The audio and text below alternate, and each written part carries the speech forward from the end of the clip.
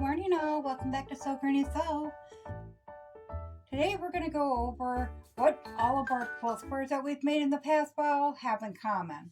And there's the obvious, such as they're all cotton fabric. We cut them and piece them back together. You know, maybe these ones are all stars, or these ones are all windmills, or half square triangles. But that's not what I'm talking about. I'm talking about when you have quilt squares and you put them all together in all different colors, but a common theme, and they look like this. The colors are nice, they kind of match together, but you can't just put the mixed match of colors up next to each other and expect it to have some kind of a organization, kind of a little bit more on the formal side of a feel to it. So we're going to go ahead and look at this, and all we did was add sashing. So as you can see, you can turn any quilt block into a piece of artwork just by adding that sashing. So we're going to go ahead and investigate, well, how do we pick out our sashing? So the first thing we're going to do, and I just got our quilt squares we've currently been working on with the stars, with some of the different colors in there. So the first thing I always investigate is the low volume fabrics. So we have some low volumes here, and they're more in the beige tan tones here. So I just laid my fabric, different blocks that are going to be in the quilt, up next to it. That one's okay. It's probably not my favorite choice. Maybe a little bit lighter to go with the creams, or darker to pick up on the gold. On this one, maybe towards the beige color instead of the tans. So that obviously is not going to work for us. So then we go into these colors, and these are all from Vernatex. However, I'm not really liking the choices on that either. That's the closest one I'd go with. So let's set the other ones aside. This is more of a caramel color background on these. And though it looks okay with that one, I'm really not liking it with this one because it doesn't even match up with the background in this. So we're going to go ahead and look at a few different other fabrics. I pulled them out, and as a disclaimer, my priority mailboxes I use to wrap my fabric on are recycled.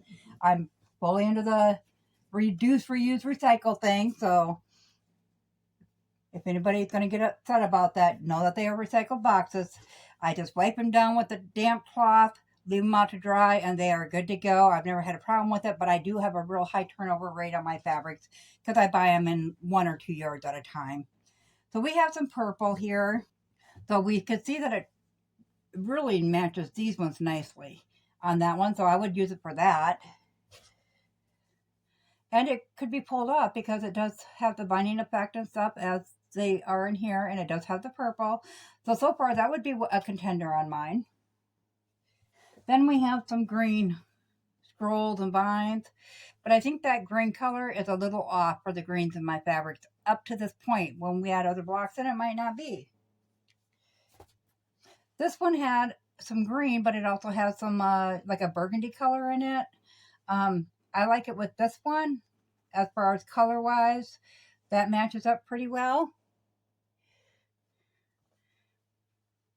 This one, it's not the worst, but it's not the best match for that either. And some sorts of burgundies. Let's try that one. But I think this one's going to be just a little too bright for that. White color. This is not like a true white. Close, but not quite. And I thought, well, maybe we need to go lighter. So I don't think it's dark enough.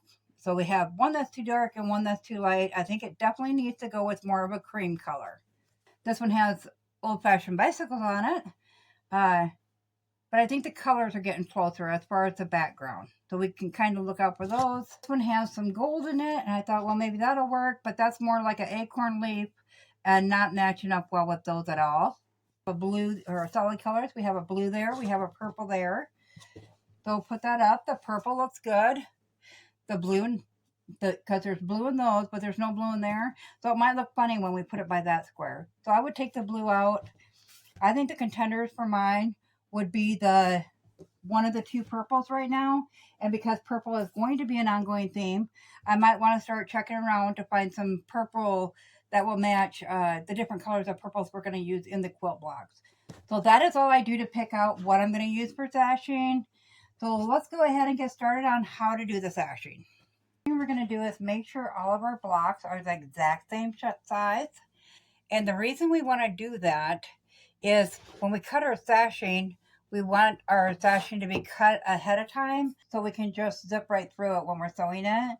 So I cut my blocks all down to 11.5 inches. So if you want to use a square, that's fine. All I did was measure. Just started off with taking my 2-inch line there and trimming it up to that side on both sides. And then I measured how wide my square was. And then you divide that in half and take half off of each side. So you're taking equal amounts off of each side of your block. So once you get that all lined up, mine ended up being 1 3/4 inch on this. So then you just take your rotary cutter, cut it down, come over to this side and line that up with 1 3/4 inch and take your rotary cutter and cut that down. Then you'll just flip your block and repeat the process. So then if you measure it in any direction, it should be 11.5 inches, which it is. So that is all we're going to do to cut our blocks down. You want to make sure every single block measures that same, whatever size you're making. I'm going to show you how to cut yours out as well. You need one for each of these, as we will be putting these in between the blocks going this way. And then we're going to use a long one to go up and down, and we will go over that as we do that. So right now I just need 11.5-inch blocks, and all my sashing is 2.5 inch wide. This is the width of your quilt. So when you get your yardage out for your sashing, I've already got mine trimmed up. My selvage is already cut off of mine, and I've been cutting on it, so it looks funny now.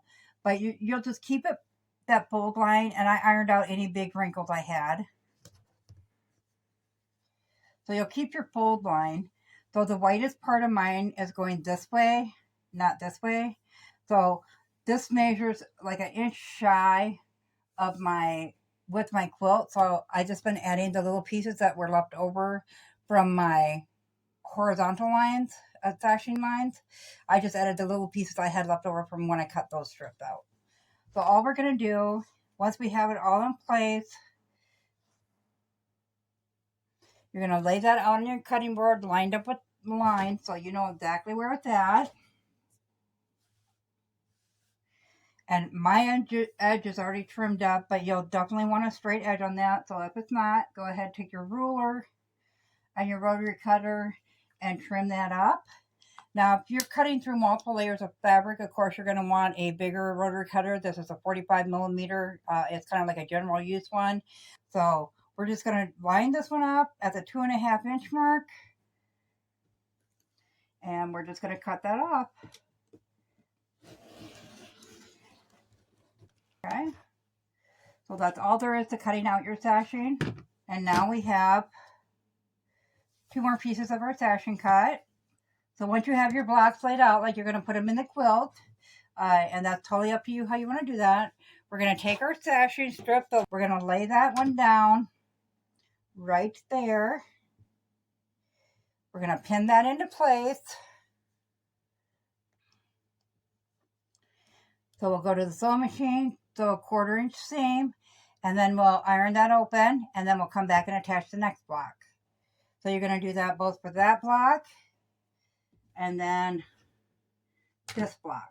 So I usually just do all my row at one time. So I'll pin this one on. I'll bring them both to the sewing machine and sew them both down, iron them open, and then come back and assemble my row together. So I have those sewn on. One side on that one. I did go ahead and connect that one so you can see what that looks like when it's finished. So on the back, I just always iron towards the sashing to make sure that it lays nice and flat. So on this one, we'll just go ahead and do the same thing.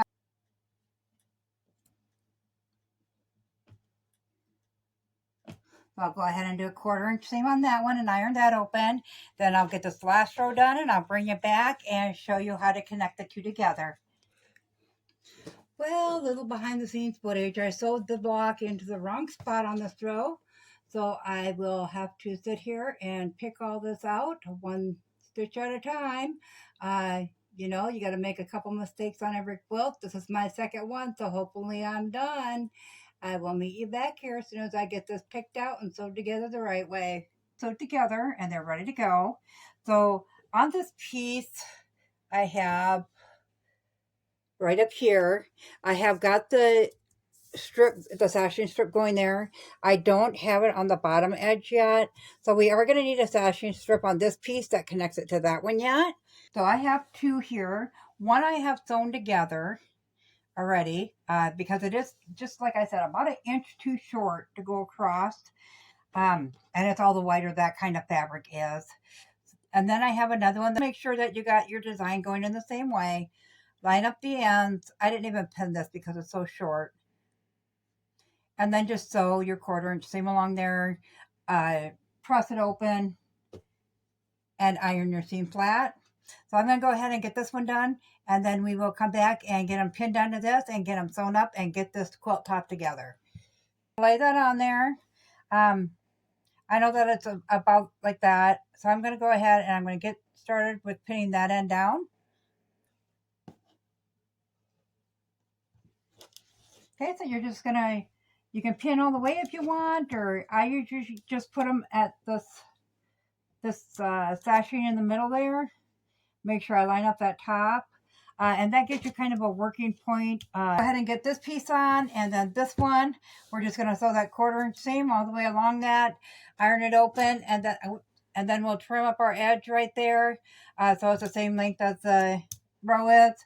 And then we'll piece this first and second piece together, and we'll have a finished quilt top other than the outside border. I'm going to show you how I attach them to make sure that some sashing pieces line up well. Okay, so we know we gotta line it up with this edge, so I just line it up with that right away. And I take this top layer and pull it back. And once you get up to these ridges, you want to line that up and see if your sashing is lining up. Once it lines up like that, go ahead, fold it back down, hold that in there. And then you can see it is at the top, so you'll just quick throw a couple pins in there to make sure that stays right where it's at. Then you'll go down to this one and do the same exact thing.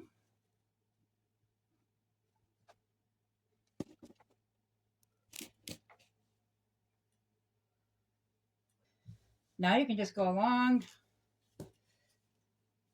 smooth it out, and put the rest of your pins in and sew that up with a 1/4 inch seam all the way along there. Then we'll attach the two pieces together in the same fashion, and I'll meet you back here. We have it all together now with the sashing.